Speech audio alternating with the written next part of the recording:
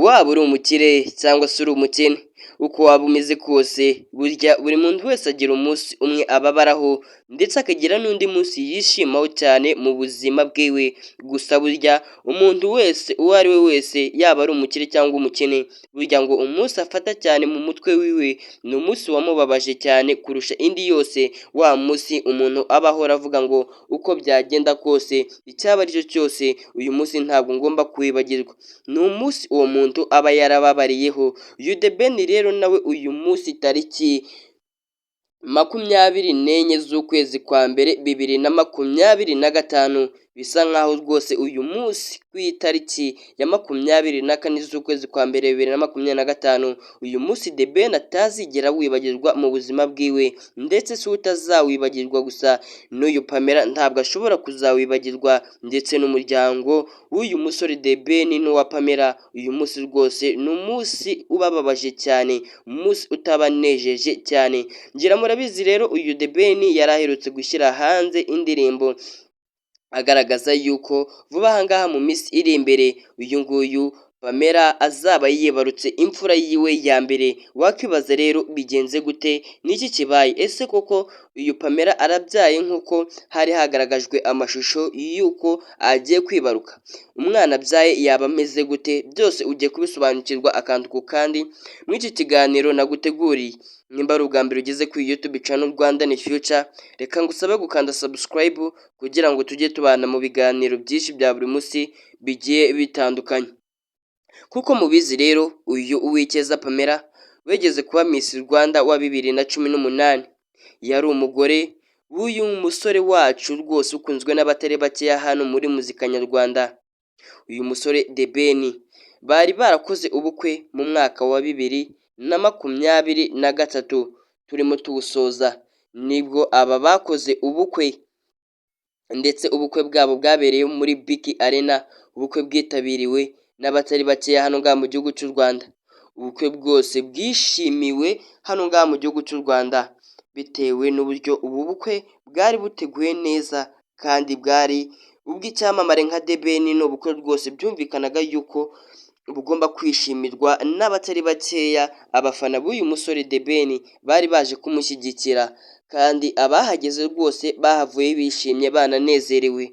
Gusa ubwo ubu bukwe bwarangira, benshi bishimiye yuko uyu The Ben rwose nawe agiye kuba yaba umupapa. Gusa igihe cyari kigeze cy'uko uyu The Ben nawe yabona umwita papa, ndetse na Pamela akabona umwita mama, gusa ntabwo bigenze neza. Ese inkuru igiye imusozi itanyuze buri umwe wese, yaba umukunzi wa The Ben cyangwa se umukunzi wa Pamela, wakibaza ni inkuru bwoko ki? Reka ngusabe kwikandira subscribe nimba ari ubwa mbere ugeze kuri Rwanda ni Future. Mbere na mbere ko tubagezaho inkuru igeze aha ngaha hanze ikababaza abanyarwanda benshi cyane, reka ubundi tubanze turebera hamwe uburyo aba bombi bahuyemo ndetse bikarangira bemeje yuko bagomba kurushingana. Uyu The Ben ndetse na Pamela ubwo bahuraga bwa mbere ntabwo bahuriye hano ngaha mu gihugu cy'u Rwanda, ngira ngo ni ibintu muzi. Aba ituro yabo ya mbere ubwo bahuriye mu Burundi, ubwo uyu Pamela yari yasohokeye igihugu cy'u Rwanda rwose. Gusa ubwo yari yagisohokeye uyu The Ben nawe yari yagezeyo rwose yagiye kureba ibyo birori byaba Miss hano ngaha mu gihugu cy'u Rwanda. Nibwo uyu The Ben ubwo uyu mukobwa Pamela yari ari ku rubyiniro, bari barimo bahuza ijisho umwanya ku wundi, ku buryo byaje kugera aho ngaho ubwo uyu Pamela yari ari ku rubyiniro yumva nawe bimwanze mu nda, afata umwanzuro w'uko aho yari ari ku rubyiniro agomba kuhava rwose akerekeza mu bafana. Ubwo yasohokaga rero uyu The Ben yamusohotse inyuma rwose atuje, arangije nta kindi yakoze kubera yuko nta mwanya munini yari afite uyu Pamela bitewe n'aho yari ari kandi yari ari mu kazi. Uyu The Ben nk'icyo yakoze nk'umugabo kandi ufite ubwenge, yabashije kuba yasaba uyu Pamela nimero gusa ya telefoni.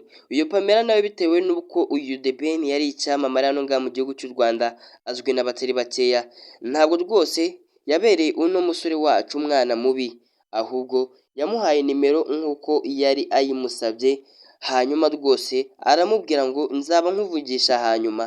Nuko nguko aba bombi bahuye, uyu Pamela yasohokeye igihugu cy'u Rwanda mu ba Miss Rwanda 2018, birangira banahanye amanimero, bityo batangira kugenda bavugana gake gakeya. Nuko nguko inkuru y'urukundo yatangiye hagati y'uyu musore ndetse n'uyu mukobwa, bityo buri umwe wese aba arabimenye ko aba bombi hagati yabo hatangiye kuvugwamo urukundo, kandi urukundo rugeze aharyoha, kandi buri umwe wese yishimiye. Ni gutyo inkuru y'urukundo yagiye hanze ya The Ben ndetse na Pamela, bityo mu mwaka wa 2023 nibwo aba baje gukora ubukwe bwitabiriwe n'abanyarwanda batari bakeya hano ngaha mu gihugu cy'u Rwanda. Ubu bukwe bwose bwashimishije abanyarwanda, burabanezeza cyane, ndetse na n'uyu mwanya bakaba bakibwirahira bavuga yuko nta musore n'umwe hano mu gihugu cy'u Rwanda wakoze ubukwe nk'ubwo uyu The Ben na Pamela bakoze. Ese koko nawe ibi ngibi niko ubibona? Ubona nta wundi azakora ubukwe nk'ubwo aba bakoze muri BK Arena, ubukwe bwitabiriwe n'abatari bakeya hano ngaha mu gihugu cy'u Rwanda, yaba abakunzi ba muzika ndetse n'abatari abakunzi ba muzika, bose banejejwe n'ubukwe bw'uyu musore The Ben. Ubukwe bwaranzwemo n'udushya twinshi tugiye dutandukanye. Nimba koko nawe warageze mw'ubu bukwe bw'uyu musore, ntabwo wabura icyo ubuvugaho kubera yuko bwari ubukwe buryohewe n'ijisho. Gusa rero ngira hirya no hino ku mbuga nkoranyambaga zigiye zitandukanye, n'abantu benshi mwagiye mubona bakora inkuru bavuga yuko uyu Pamela yaba yabyaye, yewe bamwe bakakoresha inkuru bavuga yuko yabyaye umwana apfuye. Ibi ngibi nje kugira ngire icyo mbivugaho nanabishyireho akadomo ka nyuma, unasobanukirwe, uze kwirinda kumva amakuru y'ibihuha ari gucicikana hirya no hino ku mbuga nkoranyambaga. Benshi bagiye babikora bakurikije indirimbo uyu nguyu The Ben yasohoye Yes True Love, ayikoreye umukunzi wiwe Pamela, agaragaza n'amashusho y'uko vuba aha ngaha mu minsi iri imbere bagiye kwibaruka. Benshi rero ibyo ngibyo babishyize babifatiraho ihutere cyangwa uko nabyita, bagenda bakora amavideo menshi agiye atandukanye bavuga yuko uyu Pamela atwite. Gusa nibyo koko aratwite, kandi inda yiwe n'imvutsi, n'inda nkuru, n'inda buri umwe wese yishimiye uwayibonye, avuga yuko The Ben nawe agiye kwakirwa mu isi y'abagabo.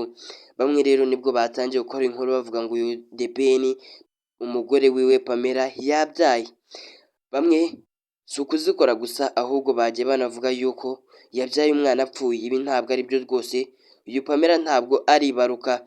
Reka nkubwire ukomeze ugire ibihe byiza, uracyari kuri Rwandan Future, gusaba gukora subscribe kugira ngo tujye tubana mu biganiro byinshi bigiye bitandukanye, gusobanukirwa kandi kandi amakuru agiye agezweho hirya no hino yose ujyajya uyamenyera ku YouTube channel. Genda cyari Ntakirutimana Obedi, ukomeze kwirinda ibihuha abantu benshi barimo bagenda bakora bavuga yuko uyu Pamela yabyaye umwana apfuye. Ibyo ngibyo ntabwo ari byo rwose, ubyirinde, kandi koko ukuri aba ari ingenzi. Nawe rero usobanukiwe ukuri kwa nyako, ngira ngo urakumenye. Kwifuriza ibihe byiza, umwaka mushya muhire wa 2025, nanagusaba gukora subscribe kugira uzajya ubasha kumenya amakuru agiye agezweho hirya no hino ku mbuga nkoranyambaga zigiye zitandukanye. YouTube channel nta kindi twayifunguriye uretse kubagezaho amakuru agezweho hirya no hino.